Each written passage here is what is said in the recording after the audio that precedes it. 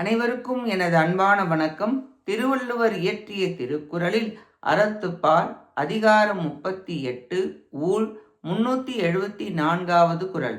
இருவேறு உலகத்து இயற்கை திருவேறு தெள்ளியர் ஆதலும் வேறு.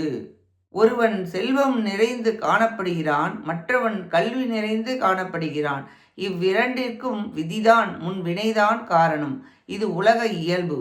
உலகம் இரண்டு வகையாக உள்ளது. கல்வி இருந்தால் செல்வம் இல்லை, செல்வம் இருந்தால் கல்வி இல்லை. ஊழுக்கு ஏற்ப நிலைமை மாறுபடுகிறது.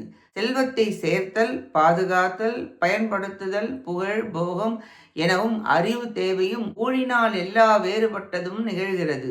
பிரச்சனை வரும் பொழுது விதி விளையாடுவது தெரியும். அறிவுடையவர் ஆவதற்கு ஆகும் ஊழ் செல்வமுடையவருக்கு ஆகாது. செல்வமுடையவருக்கு ஆகும் ஊழ் அறிவுடையாருக்கு ஆகாது. உலகத்து இயற்கை இரு கூறுகள், செல்வம், அறிவு இரண்டும் ஊழினால்தான் ஏற்படுகிறது.